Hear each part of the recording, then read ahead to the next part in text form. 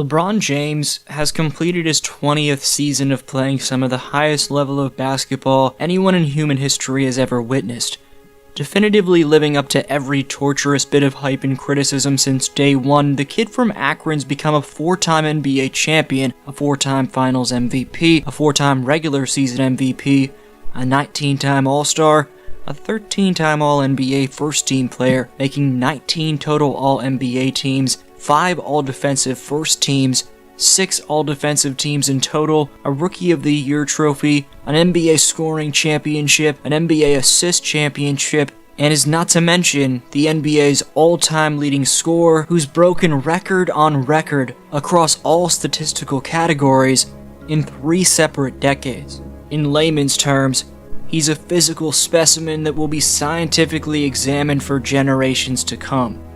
His ability to withstand the test of time shows up in the fact that Game 4 of the West Finals in year 20 at age 38 saw Bron set a playoff career high for points scored in a half. For context, LeBron had played 281 playoff games leading up to that Game 4 matchup versus Denver, honoring a fellow scoring champion in Melo who retired the same day, officially making James the only active player remaining from the 03 draft class. The King dropped 31 in the first 24 minutes of a winner-go-home conference finals game and finished with a clean 40-piece. More insanely, in his 17th career postseason, he averaged nearly a 25-point triple-double, all while playing through a torn tendon in his foot that he suffered late in the regular season in Dallas. If Father Time was undefeated, it most definitely added a 1 next to its record with the miraculous defiance of it from this man. Adding to those aforementioned accomplishments, LeBron's a member of the NBA 75th anniversary team, a 4-time AP Athlete of the Year, a 3-time Sports Illustrated Person of the Year, a 2-time National High School Player of the Year, a 3-time Ohio Mr. Basketball, a member of the All-Rookie First Team, the Time Athlete of the Year, and the USA Basketball Player of the Year. The King's impact has been felt well beyond the 4 lines, despite being iconic within them. LeBron's taken a route consisting of clarity, confidence, and construction to craft a legacy that will without a doubt live on for millenniums into the future. The success he's had has come in 3 separate decades, points in time where the culture around him has gone from one side of the political spectrum to the other, one time after the next. The social media era speeds up the progression of time in more ways than we can comprehend, but throughout it all, LeBron's found a way to influence society. In terms of basketball-wise, he's the most hyped-up prospect the sport has ever seen, and it's disrespectful to say otherwise. That's why it took me by surprise.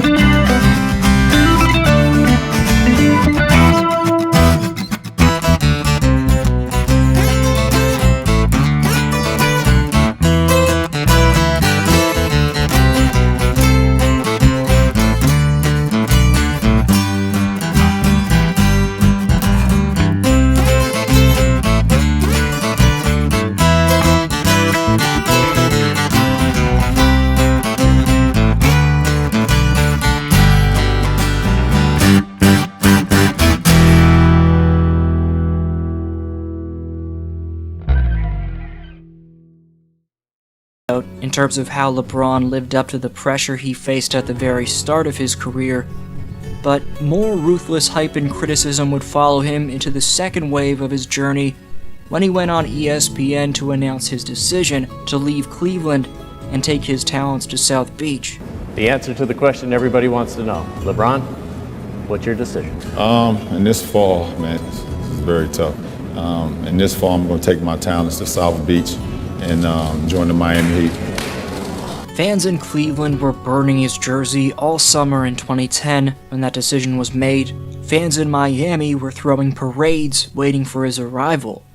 Despite leading the city of Cleveland and the Cavalier franchise back to relevancy with a conference championship in 2007 and 8 playoff series wins over a 7-year span, media members and fans across the globe were saying he was an unloyal, ring-chasing disgrace. We've supported him for 7 years now, and for him to go on there and drag us through the mud for 7 years and stab us in the heart, he deserves everything he gets.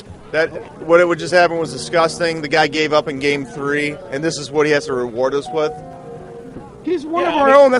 He's one of our own. That's what makes it so painful. This is the worst thing that could have ever happened to me. And I just want to say that I hope that LeBron doesn't win a championship in Miami. The franchise moves. I hope there's no more basketball in Cleveland. And I thought for once in my life, with how much I love Cleveland sports, it would love me back. And that has not happened today. Chicago, Miami, New York, they don't depend on LeBron like Cleveland. Nothing else brings 30, 40,000 people down to East 4th. When he's gone, half those places are going to close. The pressure only intensified after losing to the Mavericks in 2011's finals, after his first season with his new Dwayne Wade, Chris Bosh-fueled team in Miami. Stephen A. and Skip Bayless would have daily debates on First Take, seething that he had to get it done. My whole point with LeBron James is that he just needs to be quiet. So you can get back on the court and make up to millions upon millions of fans who watched you wet the bed in the fourth quarter. That's what you need to be doing. LeBron James, it is time.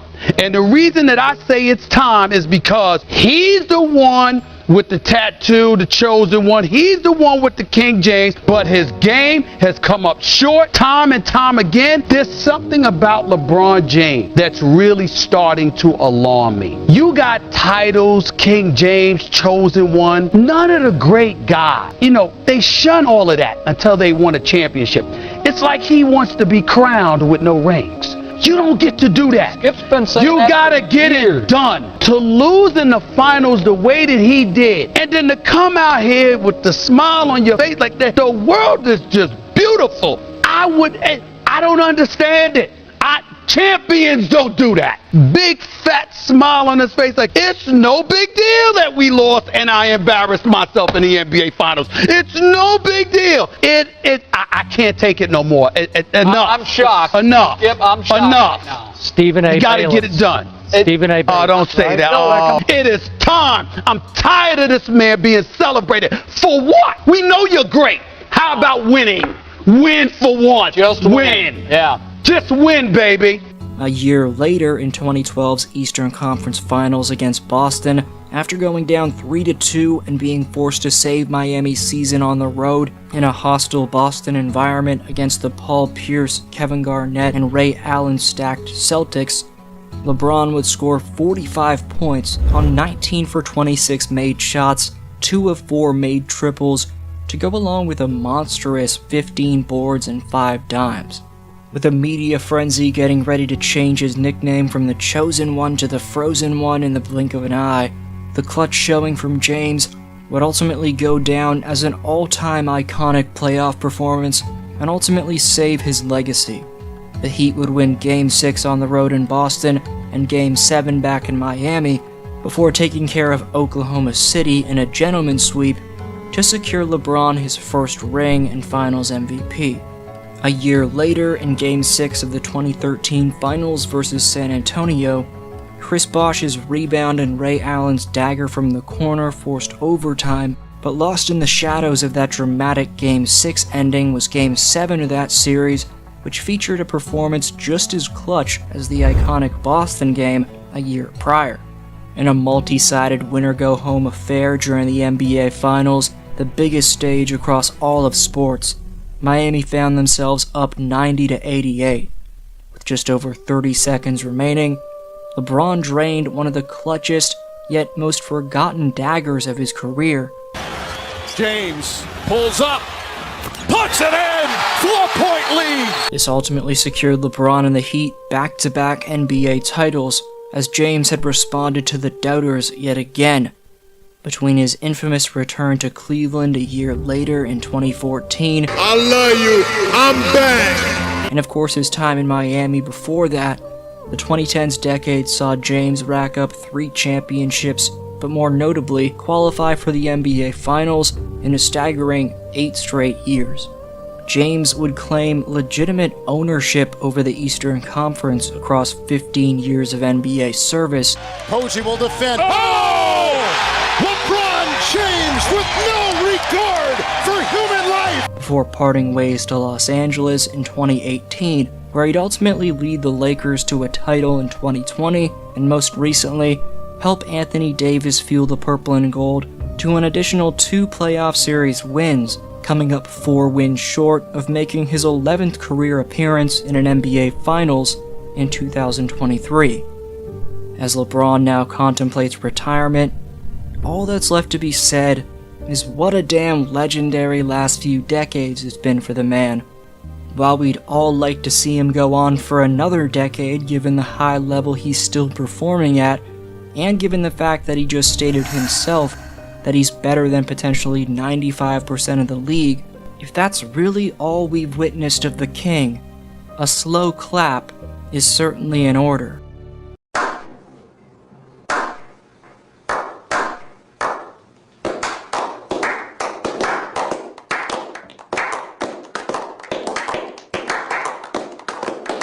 If you enjoyed that video, please help this channel reach 100K by subscribing. Thanks for any bit of support, and peace.